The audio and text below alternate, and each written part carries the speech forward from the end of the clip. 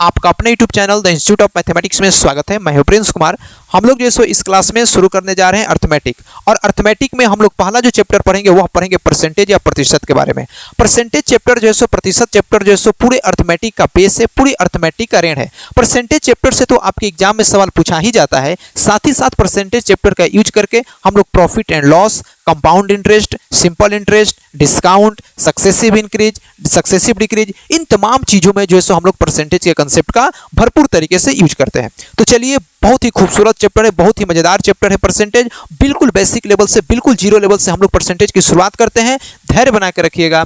सबसे पहले आपको समझना है कि परसेंटेज आखिरकार होता क्या है। तो चैप्टर का नाम है परसेंटेज, हिंदी में इसको बोला जाता है प्रतिशतता। बहुत ही इंपॉर्टेंट चैप्टर है प्रतिशतता। देखिए, परसेंटेज जो शब्द है बिल्कुल बेसिक लेवल से, बिल्कुल जीरो लेवल से हम लोग परसेंटेज की शुरुआत करना है। बिल्कुल घर बनाना नहीं है कि परसेंटेज को समझने के लिए। परसेंटेज जो शब्द है बेसिकली दो शब्दों से मिलकर बना होता है। एक शब्द होता है पर और एक होता है सेंचुरी। प्रति का मतलब होता है प्रत्येक, प्रत्येक, और शतता का मतलब होता है, सेंचुरी का मतलब होता है 100। यानी कि 100 का प्रत्येक भाग, 100 का प्रत्येक हिस्सा जो है सो क्या कहलाता है, प्रतिशत कहलाता है या परसेंटेज कहलाता है। 100 का प्रतिशत, जब भी प्रतिशत की बात आएगी, जब भी परसेंटेज की बात आएगी, तो आपके दिमाग में एक फिगर बनेगा 100, एक अंक डिजिट क्रिएट होगा जिसको हम 100 बोलते हैं। यानी कि 100 से कंपैरिजन कराना, 100 से तुलना कराना ही बेसिकली क्या होता है, परसेंटेज होता है। 100 से जहां भी हम कंपैरिजन कराते हैं वहां पे बेसिकली किसका कंसेप्ट यूज करते हैं, प्रतिशत के यूज करते हैं। ध्यान रखना है कि प्रतिशत का जैसे सिंबल कुछ इस तरीके से क्या किया जाता है, लिखा जाता है। चलिए शुरू करते हैं परसेंटेज। बिल्कुल धैर्य बना कर रखिएगा। परसेंटेज का मतलब होता है 100 का प्रत्येक हिस्सा। जैसे मैं कहूं कि मैं जो है सो मार्केट में 100 रुपया लेकर गया, मैंने मार्केट में 100 रुपया लेकर गए और 100 रुपया में मैंने 20 रुपया खर्चा कर दिया। मैं मार्केट में 100 रुपया लेकर गया और 100 रुपया में से मैंने 20 रुपया खर्चा कर दिया। अब मैं पूछूं कि बताओ मैंने कितना प्रतिशत, कितना हिस्सा जो सो खर्चा किया। तो एक बात बताइए, मैंने टोटल जो है 100 रुपया लेकर गया और 100 में से मैंने 20 रुपया खर्चा कर दिया। यानी कि मैंने कितना प्रतिशत रुपया खर्चा कर दिया, 20%। यानी कि 100 में से मैंने 20 रुपया खर्चा कर दिया, 100 का 20वां हिस्सा मैंने खर्च कर दिया, एक्सपेंड कर दिया। मतलब कि हमने मार्केट में कितना प्रतिशत पैसा खर्चा किया है, 20% पैसा खर्चा कर दिया है, 20% रुपये खर्चा कर दिया है। तो परसेंटेज जब भी आएगा तो परसेंटेज का मतलब होता है 100 का कितना हिस्सा, 100 का कितना भाग, 100 का प्रत्येक भाग। जैसे कहा जाए, एक और एग्जांपल आपको समझाता हूं। कोई विद्यार्थी है, कोई स्टूडेंट है और उसके क्लास में टेस्ट हुआ, एग्जाम हुआ और एग्जाम 100 नंबर का था। 100 में से उसने 35 नंबर अर्जित किया है। तो 100 में से 35 नंबर अर्जित किया है, मतलब कि उस बालक ने, उस विद्यार्थी ने 100 में से कितना नंबर प्राप्त किया है, 35 नंबर या 35% प्राप्त किया है। आई बात समझ में? तो बिल्कुल क्लियर है परसेंटेज का कंसेप्ट, प्रतिशत का कंसेप्ट, कि परसेंटेज का जो कंसेप्ट होता है, प्रत्येक 100 का भाग जो है सो क्या कहलाता है, परसेंटेज कहलाता है, या फिर से जो है प्रतिशत कहलाता है। आई बात समझ में? इसी तरीके से एक और एग्जांपल समझाता हूं परसेंटेज का। जैसे कहा जाए कि कोई लड़का है, 100 रुपया था उसके पास, किसी विद्यार्थी के पास, किसी स्टूडेंट के पास 100 रुपया था। 100 रुपया में से उसने जो सो 20 रुपया खर्च कर दिया, एक्सपेंड कर दिया। अब पूछा जाए कि बताओ उसके पास कितना रुपया बचा होगा। तो अगर मेरे पास 100 रुपया था, 100 रुपया से मैंने 20 रुपया खर्च कर दिया, तो मेरे पास 80 रुपया बचा होगा। तो 100 में से 80 रुपया बचा है, मतलब कि उस स्टूडेंट के पास, उस विद्यार्थी के पास कितना प्रतिशत पैसा बचा होगा, 80% रुपया बचा होगा, 80% रुपया बचा होगा। आई होप कि इस बात को समझ गए होंगे कि प्रतिशत का बेसिक कंसेप्ट क्या होता है। प्रतिशत का बेसिक मतलब होता है 100 का प्रत्येक भाग, 100 का प्रत्येक हिस्सा जो है सो क्या कहलाता है, परसेंटेज कहलाता है। आई बात समझ में?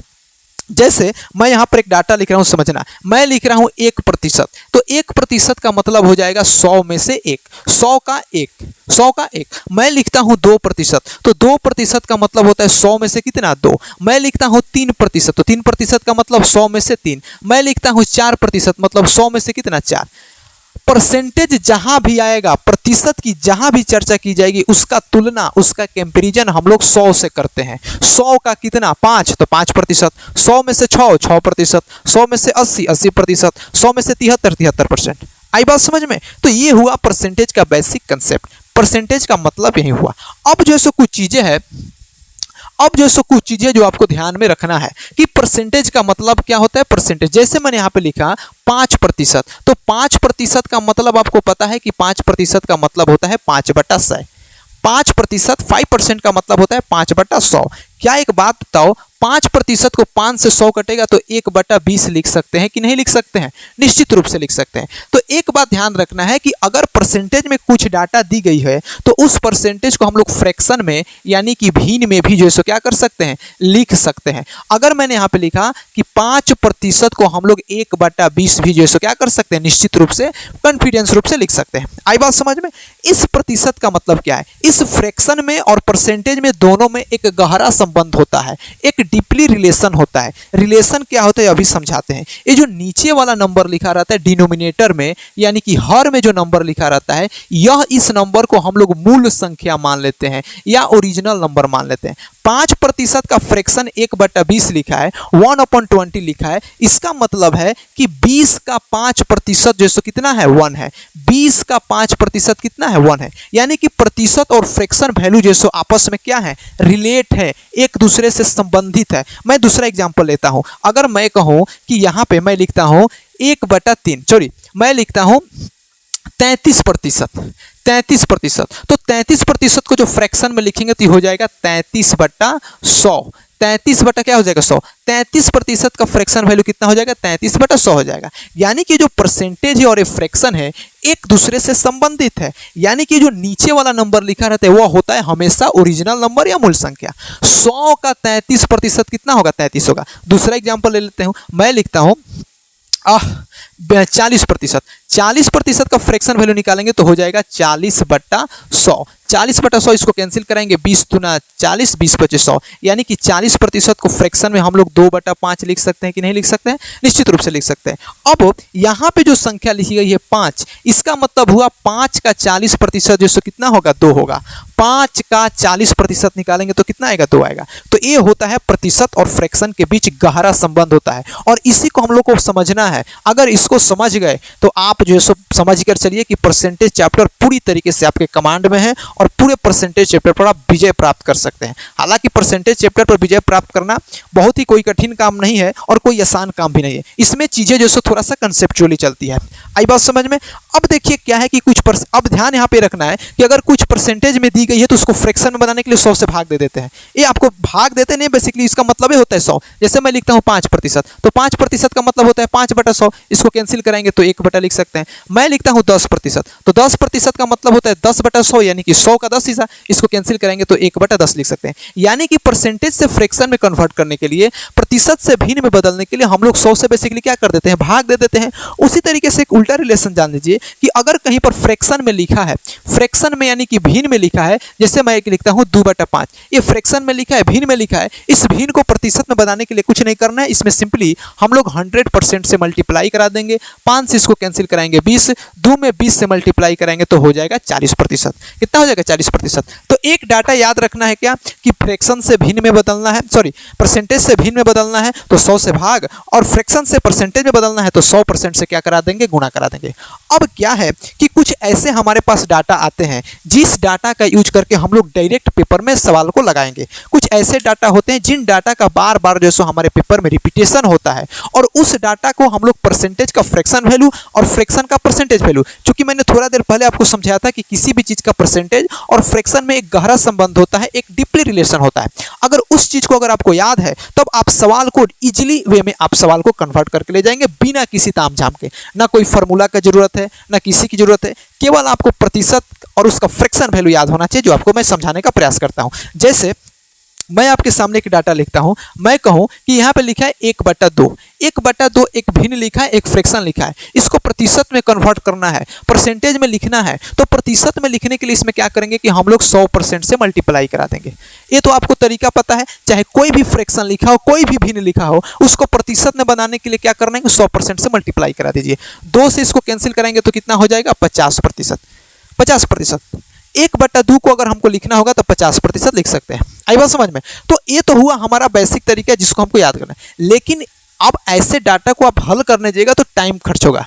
इससे आसान तरीका है कि हम कुछ फ्रैक्शन के परसेंटेज वैल्यू और परसेंटेज के फ्रैक्शन वैल्यू को जैसे क्या कर लेते हैं, याद ही कर लेते हैं। अगर याद कर लेंगे तो सवाल को लगाना, सवाल को बनाना हमारे लिए क्या हो जाएगा, आसान हो जाएगा, इजी हो जाएगा। आई बात समझ में। अभी मैं लिख रहा हूँ एक, अब देखो क्या है कि 1/2 के यहाँ पे मैंने निकाला, 1/2 का प्रतिशत वैल्यू कितना है, 50%। अब कभी भी हम सवाल लगाएंगे तो 50% की जगह पर 1/2 लग सकते हैं और 1/2 की जगह पर 50% हम लोग रख सकते हैं। जैसा सवाल रहेगा, जैसा कंडीशन रहेगा, उस हिसाब से हम लोग हर सकते हैं। इसको बोलते हैं डाटा का मैनिपुलेट करना।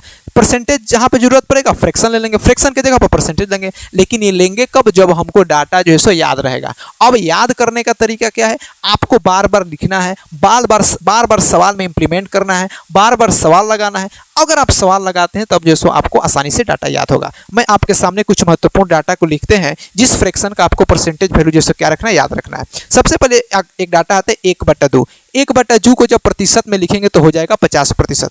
1/2 का प्रतिशत वैल्यू कितना होता है, 50%। इसी तरीके से मैं कहूँ 1/3, 1/3 का प्रतिशत वैल्यू होता है 33 सही 1/3%, या इसको दशमलव में लिखेंगे तो 33.33% लिख सकते हैं। 1/4, 1/4 को लिख सकते हैं 25%, 1/5 को लिख सकते हैं 20%। ठीक है। इसी तरीके से 1/6 को लिख सकते हैं 16 सही 2/3%, 1/7 को लिख सकते हैं 14 सही 2/7%, 1/8 को लिख सकते हैं 12 सही 1/2%, 1/9 को लिख सकते हैं 11 सही 1/9% और 1/10 को लिख सकते हैं 10%। 1/10 को क्या लिख सकते हैं, 10% लिख सकते हैं। ये जो डाटा है, इस डाटा को हमने लिखा है, ये प्रतिशत वैल्यू है, ये फ्रैक्शन वैल्यू है, और यहाँ पे मैंने प्रतिशत वैल्यू लिखा है। ये फ्रैक्शन वैल्यू है और ये क्या है, प्रतिशत वैल्यू, जिसको आपको याद रखना है। अगर हमको कहीं भी जरूरत पड़ा 50%, तो 50% की जगह पे हम लोग 1/2 लिख सकते हैं। 33 सही 1/3% या 33.33% की जगह पर 1/3 रखेंगे। 25% की जगह पे 1/4, 20% की जगह पे 1/5 जो है हम लोग क्या कर सकते हैं, ईजी वे में लिख सकते हैं। अगर मैं कहता हूँ कि कहीं पे लिखा हो, मैं लिख देता हूं एक समान लिखा, जैसे मैं कहता हूं 75%, कहीं पर सवाल बना रहे हैं 75, हमको फ्रैक्शन लिखना है, तो 75% का फ्रैक्शन कैसे बनाएंगे, 75/100। लेकिन क्या करिए मेरे भाई, आपको तो मैंने लिखवाया है 25% का फ्रैक्शन कितना होता है। अब कैसे याद करना है बता देते हैं, आपको दिमाग में ही कैलकुलेट करना है। 100 से भाग नहीं देना, 100 से भाग देंगे तो आसानी से बन जाएगा। आपको 25% का मैंने फ्रैक्शन लिखवाया है 1/4। थोड़ा सा आपको कठिन लगेगा, थोड़ा सा चीज़ें हार्ड लगेगी, लेकिन हार्ड घूंट जो है सो थोड़ा सा पीना है और पीते पीते जो सो समझने का प्रयास करना है। कड़वी दवाई थोड़ी सी जो है सो सहना पड़ता है।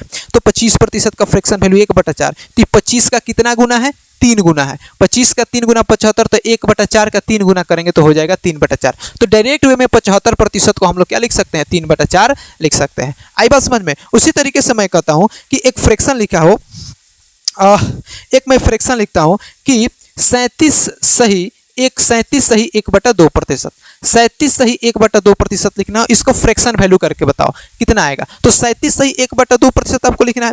तो इस तरीके से जो हम लोग इसका फ्रैक्शन वैल्यू निकालेंगे तो आएगा 3/8%। 37 सही 1/2, 37% का फ्रैक्शन वैल्यू निकालेंगे तो 3/8% आएगा। क्योंकि क्यों, देखो क्या है, 1/8 का यहाँ पे लिखते हैं। 1/8 का जब प्रतिशत वैल्यू मैंने लिखवाया था, तो 1/8 का प्रतिशत वैल्यू होता है 12 सही 1/2%।